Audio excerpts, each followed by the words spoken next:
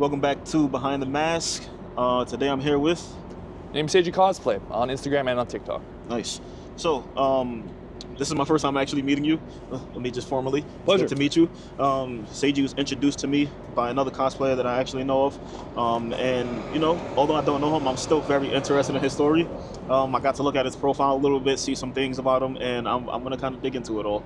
So, just to start off, what was your first cosplay and what inspired it? Yeah, actually, it's funny you asked that because I think this was actually my first cosplay, yeah? but it was a much, I'm not going to say worse. Worse is very pejorative.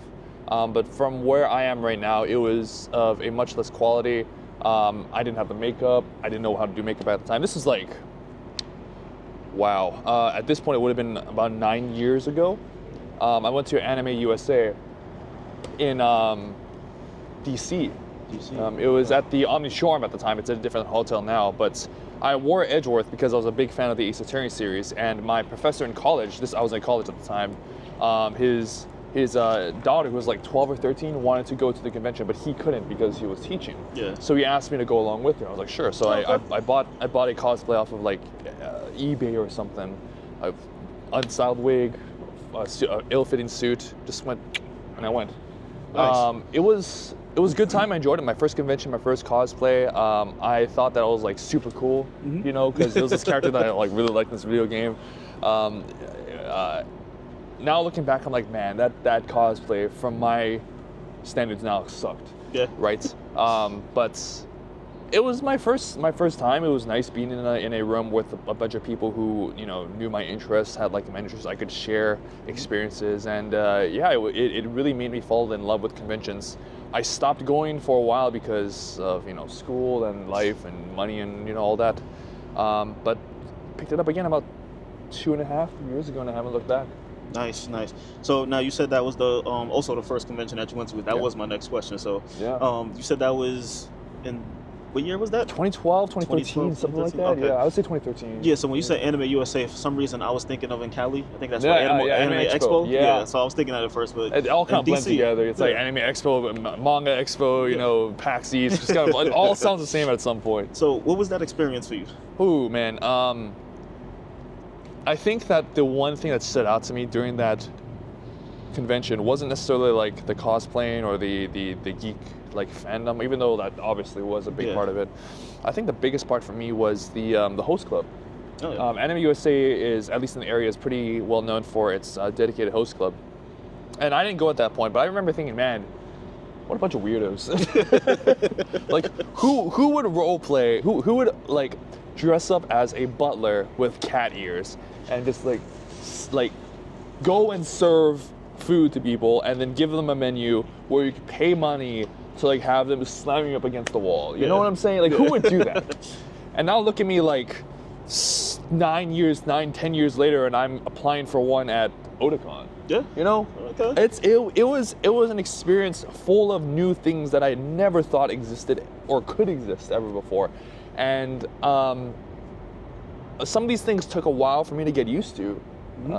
But it really opened my eyes to a lot of different interests that I didn't really act more upon, like cosplaying, until years down the road. That's the things that you least expect that stick with you through your life. Yeah, no, for sure. I remember talking to somebody else, and I'm like, at some point you start to realize, like, okay, this isn't a phase.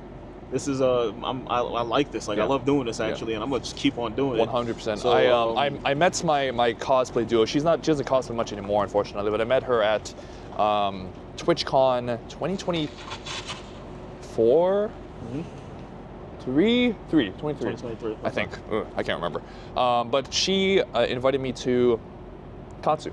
The few months after that, and I was like, sure, I'll go. I think I dressed up as Zabuza, and I don't remember who else I dressed up as, but I was like, you know, I'll give this a shot. Yeah. I'll see what it's like. And I enjoyed it. It was a great time. Met a whole lot of new people. Very overwhelming.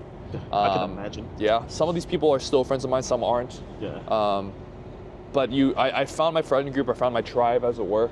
And yeah, it's some of the people that I met then or in the months following are now my closest friends, like much closer than I felt to friends at any point in my life, and I keep telling them that. So I'm very thankful. That's one of the things I find interesting a lot. Is like you go to these things, you don't expect that you know, I'm gonna find the people that I'm gonna spend the rest of my life as friends with. Yep. Even some people are going as far as getting married from it. Yes. So Yes. I think that's a really good part of it. Like as far as the cosplay community goes and going to these conventions and things, people are actually finding a place where they fit in, and they find groups that you know are interested in the same exact things. Because what better way to find a group of people that like what you like versus finding them dressed as it. Yeah, you know what? It's funny you say that.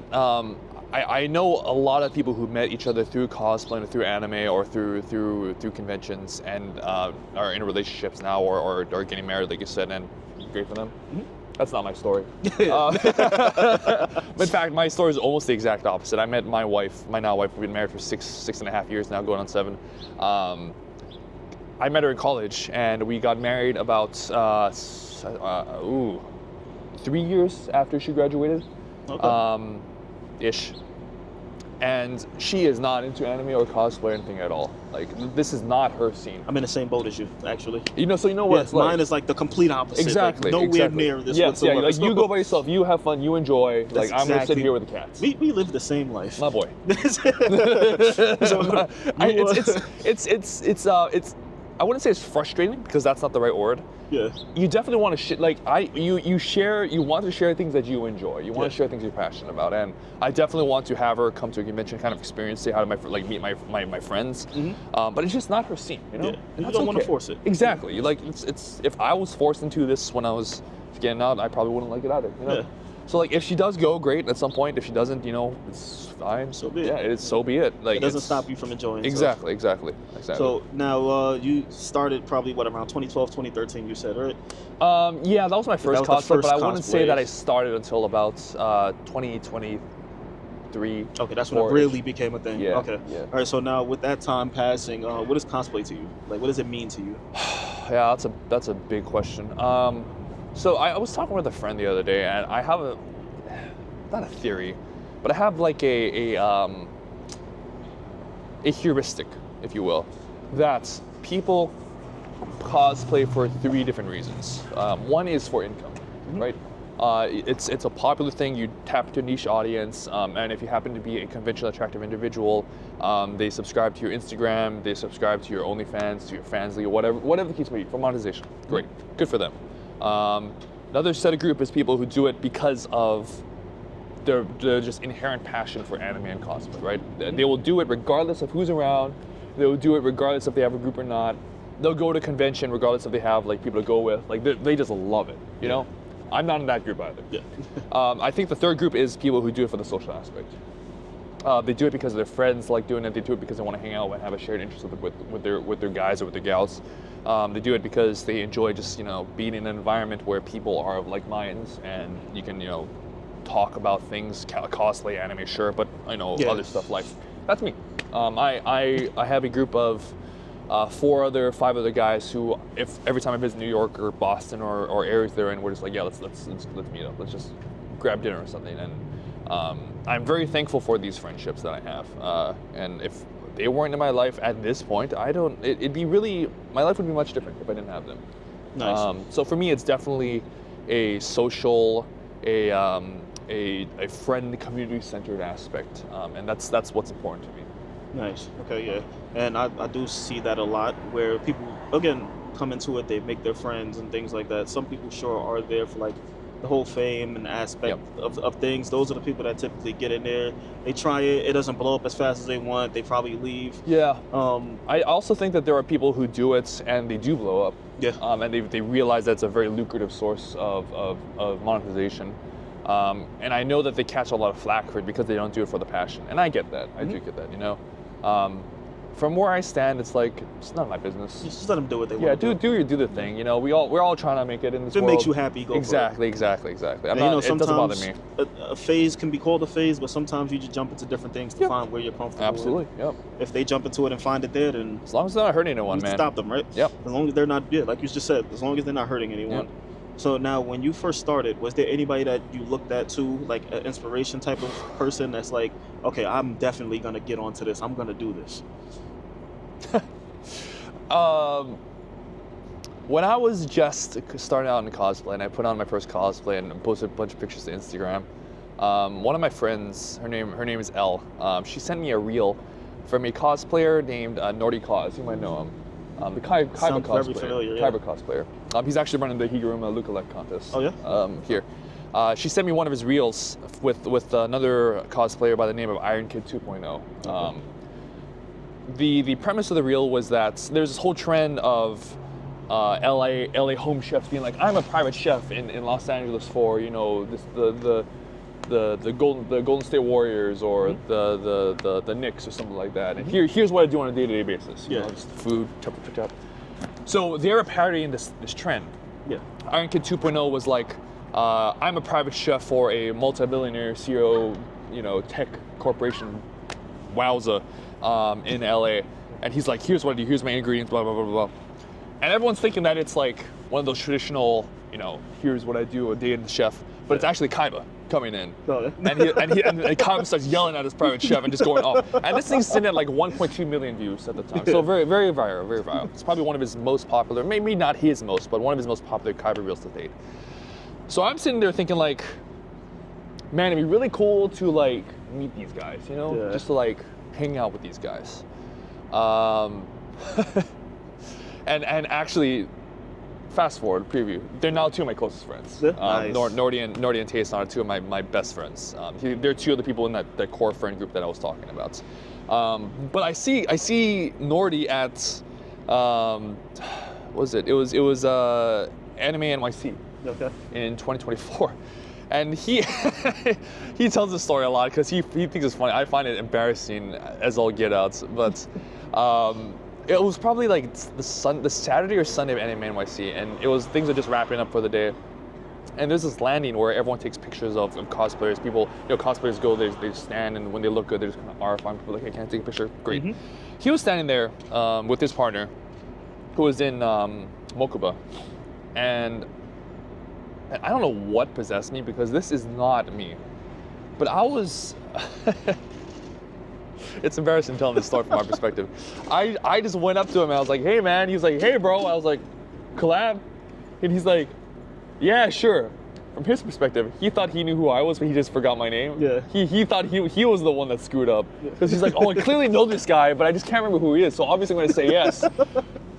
And then from my perspective, I'm like, I'm just shooting my shot, because he has no idea who this guy is, but I'm just trying to like put myself out there. So he messages me later on, and he's like, hey, do you want to do this Hunter x Hunter group at ColossalCon East a few months from then?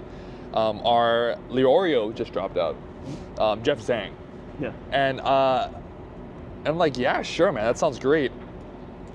We both still don't know each other, but so it's kind of like this awkward, like, oh, he like seems cool, like he seems legit. From his perspective, he's like, you know, let's feel the vibe. You know, like CC's pretty low pressure. Like if the vibe's off, we can call it off pretty easily because you can go anywhere you want. Yeah. But we had a great time. We filmed a lot of content. I got to know a lot of people, and because of that group, I'm friends now, really good friends with Jeff, Nordy, Tayson, some of the other people in that group, and yeah, I'm very thankful for that opportunity to be able. And this went off on a real tangent, but yeah, I'm very thankful for the things that happened since then. Yeah, great experience. Yeah, that's a really good story, and again, yeah, he tells it a lot. being able to see how you got into those friend groups and stuff like that, and being a person that's like gonna walk up and, you know, introduce yourself or, you know, make that first shot. Yeah, very much a series of happy little accidents. Yeah, very, very important to do. So now, when it comes to cosplay, what do you feel like your role is in the cosplay community? My role? If you have a role. Yeah. So I am probably I'm probably on the older side of cosplayers. I'm not like the oldest. I know some very seasoned people who have been in this for decades. Yeah, been for a long time. But I'm definitely on the oldest side. I'm 31. And that means I have a lot of like life perspective. And I also have a lot of practical experience outside of cosplay. Yeah. With like, I was an RA in college. I was involved in a lot of like public speaking activities in college. I've done a lot of speaking in my lifetime. And I was in the fitness industry at a certain point when I was starting to think about what kind of content I want to do. And I was following this one influencer. His name was Joey Swole. Joey Swole? Yeah. I know who you're talking about. Yeah, Joey Swole is a big, massive content creator. His shtick was that There were a lot of videos on Instagram, TikTok, where people would film others in the gym and make fun of them, and he would like call out these videos. He would make call out videos of these people being jerks to other people in the gym for no reason at all. I'd be like, hey, stop being a jerk, bro. You know, just be better. And I found that really inspiring at the time. I don't necessarily follow him now for other reasons, but I found that really inspiring at the time. So I wanted to do something like that. So I started making talking head videos, calling out what I found to be bullying, harassment, in the cosplay community, in cons, in the anime scene, or the weeb scene more in general. Yeah. And one of my early reels doing that really took off. It's like a 2.345 million on TikTok right now, and I think similar on Instagram, somewhere around there. Calling a creator who was harassing a group of my friends at New York Comic Con 2024. Okay. He was following them around, like, hey, can I be in your TikTok? Can I be in your TikTok? And like filming their reactions just to like get a rise out of them. And I called them out. And I was like, hey, stop being a jerk, bro. Like this is harassment. Yeah. This is against the rules of the con. This is just really borderline unethical, and it's really unbecoming of a creator of your size. Like stuff like that. People really liked that. They really liked that. Yeah, I can see. that content really resonated with a bunch of people, and I did not know that it would. Right. So I was like, there could be something here. Yeah. So I started like looking for similar situations where people were being jerks to other people, and unfortunately I found a lot, and I'm still finding a lot. Yeah. Daily. Yeah. So I post content, reacting, talking to content, reacting to these controversies, calling them out for what I think is bad behavior, and I've since branched out to just talking about like ethical behavior in cosplay in general. Mm-hmm. And that content does resonate. Now, I don't always get it right because a lot of these issues are very, very complicated. Yeah. They're very complex. Full of context too. Very full of context too. And not even those. I sometimes touch on topics of LGBTQ issues, trans issues, racism issues, stuff that I have never, nor do I still feel entirely equipped to talk about. Mm-hmm. I can talk about bullying and harassment issues and like liability all day long. I'm not a lawyer, but I ghostwrite for a lot of like lawyer blogs. Yeah. So I know these issues like the back of my hand. Yeah. I can talk about them all day. But social issues, I'm still learning. So I make content on these as well. But they're not. But it's very clear to people who watch and to me that it's coming from a place of like progressive understanding. Yeah. Where I'm learning more even as I'm creating the content. Yeah. And then doing it from a good place also. Yeah. So it's not like you're doing it maliciously or so that you can blast people or anything along those lines. I think my motivations are good. My conscience is clean, but I think that people don't understand that all the time. Yeah. So I have gotten some backlash from some of my perspectives that I've since learned were not quite where they should be. And I've learned. I've admitted where I'm wrong, and I've grown. I think that a very important part of maturity is like understanding where you're wrong and acknowledging that and moving forward with that in mind, right? Very big part. Very big part. But I think that my role is to like be someone who, one, is able to call out bad behavior just like when it happens, mm-hmm. like when it's clearly bad. But two, to be able to show that it's okay to think deeply about very important issues, and it's okay to be wrong. Okay. Yeah. I got you. I think it's important to be able to acknowledge that and to like exercise humility. Yeah, that was one of the first things I noticed when I did go to your page. I think we just recently started following each other. Yeah. I went and I noticed that you are like that person that's there like advocating for things, going against people that are doing the bad towards other people. Yeah. Somebody's sitting there recording people laughing at them, making fun of them. Yep. I did notice that's kind of the thing that you jump to. Yep. And I seen the whole defending thing, and I'm like, regardless of context, what could be right, what could be wrong, the fact that you're putting yourself out there. Yep. I agree with it. I like it. I appreciate it. Yeah. I don't always get it right. I tell people I don't always get it right, but I'm trying. And we're human. Exactly, and I'm happy to stand in the gap for people who need it. Yeah, we're humans. It happens. So, you can defend as many people as you can. Then there's people that don't want to be defended. Exactly. So I mean, if they don't want to be defended, look, I tried, but if that's not what you want, I just have to bow out respectfully, and I apologize for jumping into it. Yep. And I did see that you do hold yourself accountable. So in my mind, I'm like, what can be wrong with this guy? Like, I appreciate you hate him. Like, I appreciate it. He's doing this the way that I think it should be done. Whereas you're not forcing. It's not easy. Overly forcing opinions onto people and trying to make them believe something that shouldn't be. So I did see that, and I do like the way you do that. Thank you. I asked this question to everybody. In most cases, you know, they give me a role, but some people actually like you see them into that role all the time. Like, you know, Mm, I'm a person that people can come to for advice and stuff like that. yeah, yeah, So yeah. you'll see that often. So the fact that you do have a role or you are speaking up and it does help people, yeah, I appreciate yeah, that. I do like that a lot. So now, knowing what you know now, since you started, what's Yeah. some things you would have told yourself back then? Whew. I think it kind of depends on the context. So about cosplay overall, the Yeah, cosplay, the community, everything. What's some yeah. things you would have told younger Seiji? I think, practically speaking, right? Never go to a convention without friends. I've done that once. I hated it. Yeah. For me, conventions are always a social thing, and who I am, I will not have fun if I don't have people I can like fall back on and hang out with. Like I can branch out a little bit, but I need to fall back to my tribe. Need a core group. I'm a social person. Yeah. You know, I need a core group. Also, it's okay to not buy 3 new cosplays for every convention. Did that last year. And now this is like the 5th time I've worn this, and it's fine. Yeah. Like I don't see anything wrong with it. Yeah. People knew There's who it nothing is. wrong with it at all. Exactly. Yeah. But I'm like, man, I gotta have like new ones for every convention. No, yeah, I do see that a lot. Now, Yeah. one thing that came up in a conversation I was having recently was cosplay skill. So you know, you have people that are out there like every month there's a new cosplay, new cosplay. No way.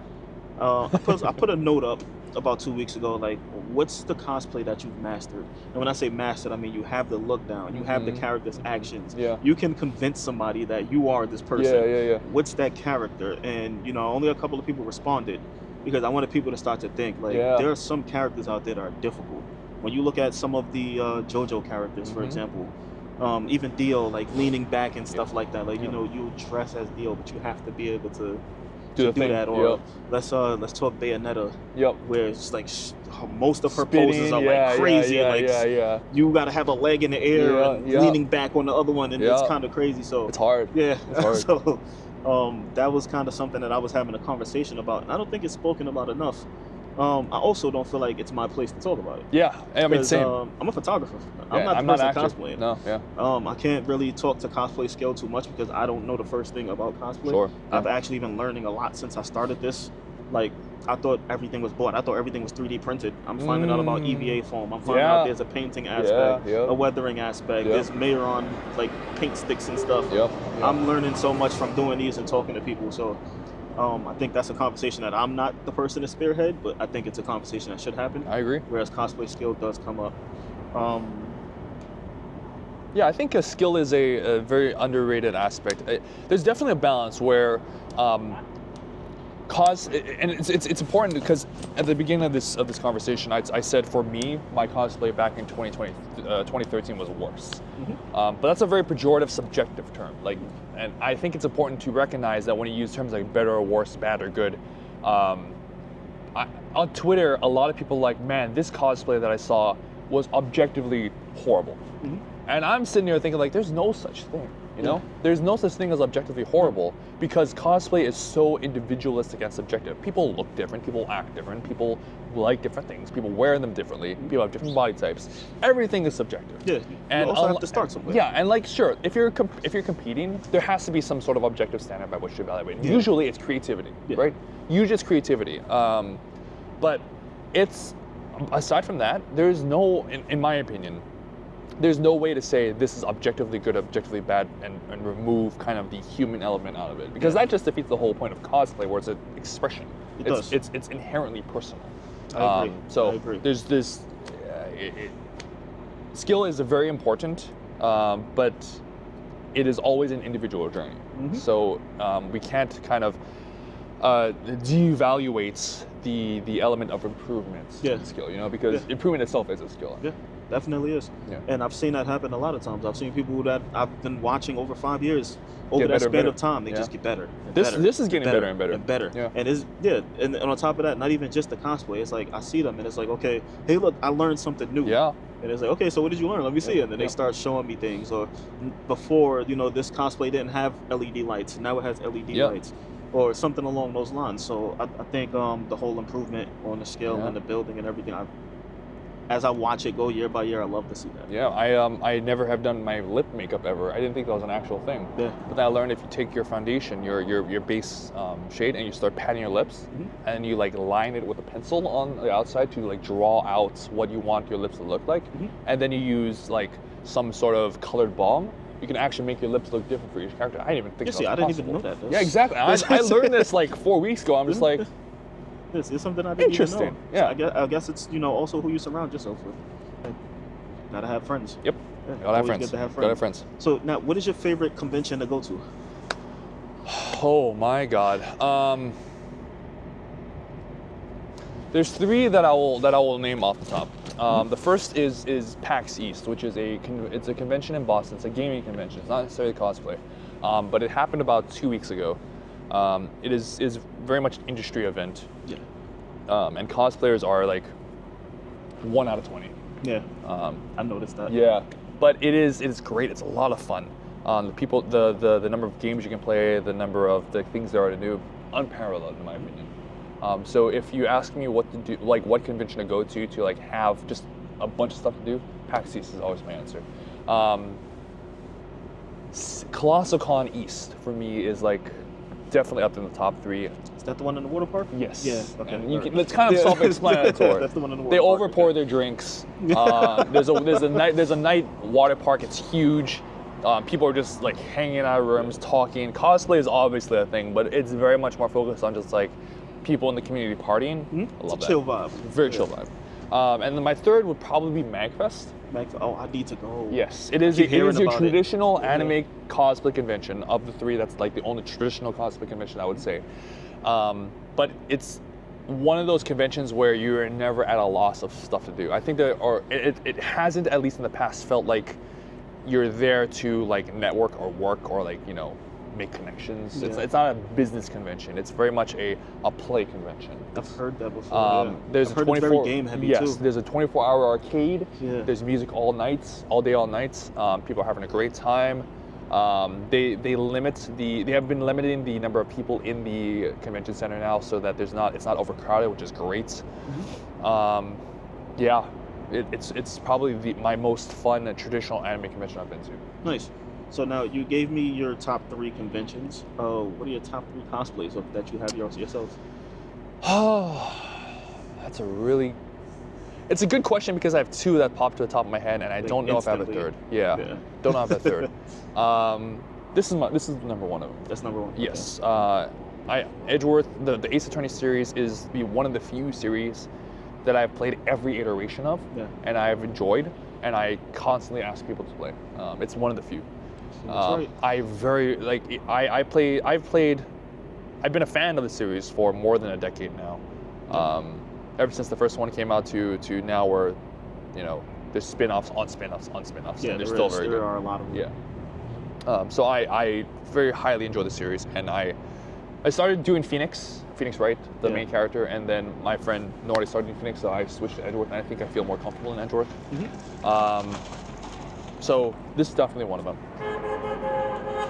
My second one is probably Shadow the Hedgehog. Yeah. I for some reason I gravitate toward really edgy, kind of like stoic or like gravitas characters. When I'm not like that in real life, and I think there's probably some sort of psychological element. It could be. It's possible. I don't know.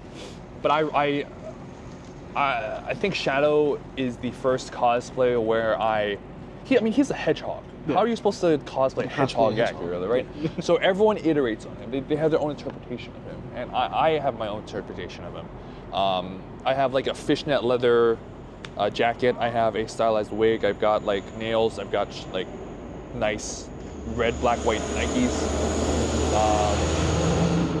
Ripped red and black jeans, and I think I look great in it. I accessorize well. I have a friend of mine who does Sonic, so whenever we go to convention together, we do Sonic Shadow. Yeah. I love it. It's great. It's not the most comfortable, but it's a lot of fun, and people know who I am. Yeah. So it was my first cosplay where I really like heavily started leaning into the interpretive aspect. Okay. I'd I don't know if I can give you a third one that I'm like, yeah, this is the one I really like. Yeah, if not, it's okay. Yeah, you're gonna have to get back to me on Yeah, that. so you got the 1 and the 2. Yeah. But now the same thing with the Shadow the Hedgehog. I spoke to another cosplayer, Shia. She's a very big Transformer fan. Okay, yeah. She was telling me about how there's people that do like actual Transformer rigs for cosplay, and then Crazy. there's like human formers. Yeah. Where they kind of like humanize a Transformer. So I guess that's kind of the same thing with Shadow or Sonic. Yep, You kind of like humanize them. Also seeing the same thing with the Teenage Mutant Ninja Turtles. Oh yeah. Where they were also humanized. So I guess it happens. It happens, and I guess it's more so how you put it together and make it identifiable. Yes, I guess, exactly, right? exactly. Yeah. So And now, sometimes it doesn't even matter to you if you are identifiable. Mhm. And I think sometimes if some of my friends cosplay from very niche series, they do a good job of it, but maybe 1 in 10 people are going to recognize who you are. yeah, So it's like someone out of some sort of spin-off Hoyoverse game versus cosplaying from JJK. Everyone's going to know JJK. But if you know the person from that spin-off Hoyoverse game and you see it, you know exactly Yeah, who you're they are. excited. And you're like, oh my god. it was like 3 years ago at Comic-Con, Demon Slayer, like right before the train. Yeah, Like, right after yeah. Rengoku. I met a. I can't remember his name exactly, but I met a cosplayer at New York Comic Con. He was walking by. He was dressed as Kokushibu. And at this time, nobody No one knew knew. who that was. Yeah. Nobody knew his name, what Yeah. he looked like, anybody. They didn't even know Upper Moon 1. So Yeah. he's walking past. I'm like, Kokushibo. He's like, you know who I am? Yeah. It was like- That's a great feeling. That's a great feeling. I'm like, yeah, Upper Moon 1. Yeah, He was yeah, like, yeah. nobody knows this. And, now That's a I great take feeling. pictures of him every time I see him because, we built that instant connection right there. Yeah. So I think it's one of those situations that you're talking about. And then, again, Phoenix Wright, that's one of those games a lot of Mhm. people don't know about. But the But when you people that do, do know about yeah. it, is, Yeah. yeah, there's some stuff there. Yes, It's absolutely. a great absolutely, game. Absolutely. So now on to the cosplay thing. What is your dream cosplay? Yeah. Like no budget, unlimited materials, whatever Yeah. you want to do, or do you have it already? I don't have it already, but it is in the works. Have you played Hades 2? Hell yeah. I want to do Chaos. All the time. You want to do chaos? I want to do Chaos. I want to see you when you yeah, do the chaos. whole thing. Like Yeah, the yeah. wings, the wig, the suit, the halo, the Yeah, skull. do chaos. I'll be back. If I can pull it off, we're trying to do it for MagFest next year. Yeah, okay. And I'm just sitting here thinking like, oh my god, there's so many parts to Now, it. a funny story. Now you mentioned Hades too, right? Yeah. So I'm playing Overwatch last night, Uh-huh. right? And on the other team there's a guy named Hades. So somebody in the match chat is, hey Hades, did you actually play Hades? We sat there the whole time in a Just talking about competitive platinum game, enemy teams, talking about playing Hades, what our favorite builds are, what we run, how many hours we have in it, everything. So right before y'all walked up, that's what I was actually playing. Yeah. Hades 2. I'll bet. Yeah, there you go. There you go. Yeah. There's another cosplayer here. She'll be here later actually. Do you know her name? Holly. Yeah, Holly. Yeah, Melonu. Yeah, so- she's in our group. Yeah, there we go. All right, yeah. So I've been trying to put together the whole Hades for a while now. You want to be a photographer? Hell yeah. Yeah, I bet.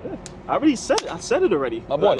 I kept telling her, like, as you find more people, let me know. Yeah. Because there's a Creative Cosplay magazine, and I'd like to get a full page of just Hades. Yeah, we'll do it. So that's what I want. I'll lock you in for that's the Magnet. plan. That's what I want I'll to see do. you there. Yeah, hopefully that's in January, right? Yes. Yeah. Okay. I'll do my best to get over there. Yeah. That's it's drivable, I believe. Where are you from? Far Rockaway. Who? It's in the end of Queens, pretty Oh, much. okay. Yeah. Yeah, I mean it's pretty drivable. I've driven far. Or you so- think Amtrak. Amtrak's easy. Yeah, I'll find a way over there. Yeah. So, now, who are some of your favorite photographers to work with? I don't know if you really are involved in the whole photo shoot Oh thing my. or anything like that. But I've definitely de-emphasized photo shoots recently, but I do have an answer for you. I think that's two photographers stick out to me. The first is her name is Jerry. Yeah. She is a fitness photographer based out of Maryland, but she started to get more into cosplay around the time when I started to get more into photo shoots, and she had a great eye for angles, for body proportions, for like emphasizing certain body parts. And I was in Sukuna, and he goes shirtless a lot, so Yeah, that really played into it. And she was very collaborative. She's like, hey, what poses do you want to see? What do you want to do? Let me show you some ideas. And her ability to capture like anime poses with bodybuilding inspirations, excellent. Oh, that sounds good. I think she did a great job. Second one in my head is Riley. or right now they go by what do they go by? I can't remember their Instagram off the top of my head. I could get it later. Because I call them Marley, but they were my first professional photographer that I worked with, and they gave me a free shoot because I cosplayed Yusuke for Persona for them at PAX East 2024, and this is like their dream kind of cosplay duo, and they're so good at calling you to do certain poses, adjusting your angles on the fly, be like, hey, put your chin down, hold your elbow up higher. Those small little micro adjustments that really capture the really nice poses. Yeah. I'm spoiled on them. Like that was my first professional experience, and ever since then I'm like, hey, could you teach me how to, or tell me what to do so I look good for you? Not all photographers do that. Yeah. So that was kind of like my first experience, and like, yeah, they're great. I think the third photographer in my head that I've really enjoyed working with is their name is Langshu. They did an Akatsuki photo shoot for us back at Katsucon this year, and they had a great handle on lighting. They had a great handle on professional equipment. They had people hold lighting for their subjects. Yeah. Be like, hey, adjust it here. I want to get this angle. Like, look at this. Could you like move it light like inch to the left?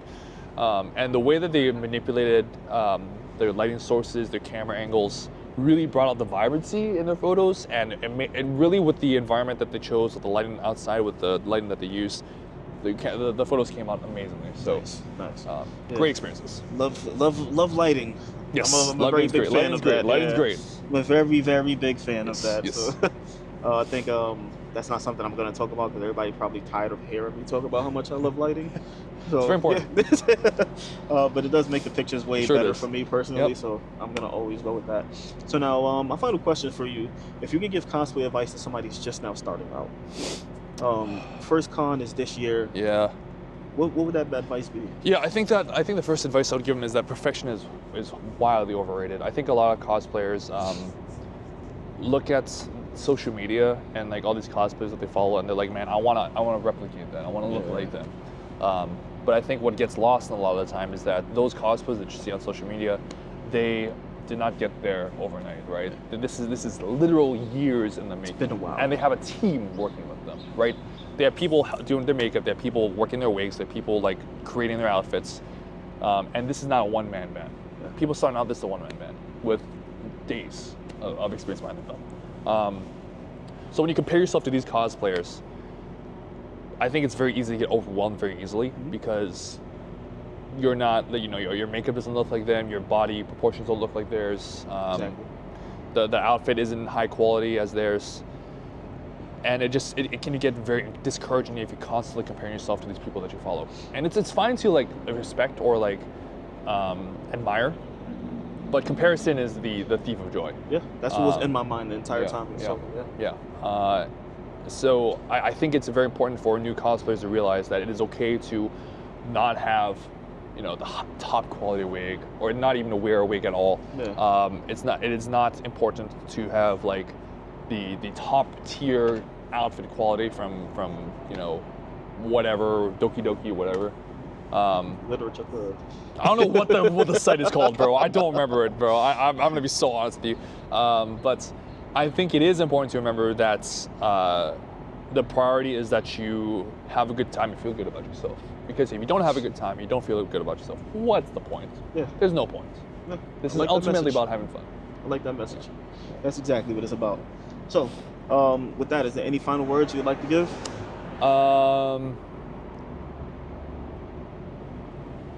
Be kind to everyone. Take care of yourself. Engage in positive self-talk. And be the change you want to see in the world. Make sure that you do small things for someone else next to you, because you never know what the next person's going through. All right. Yeah. I appreciate you, man. I appreciate you. Thank you. And if you enjoyed getting to know Seiji, like, comment, subscribe. Also share with a friend. And again, if there's anybody you want to see up here, you can just leave it in the comments, and I'll do my best to get in contact with them. Same for you. If there's anybody that you want to see up here, let me know. And if I can get in contact with them, I will. Will do. Thank you, guys. We're out.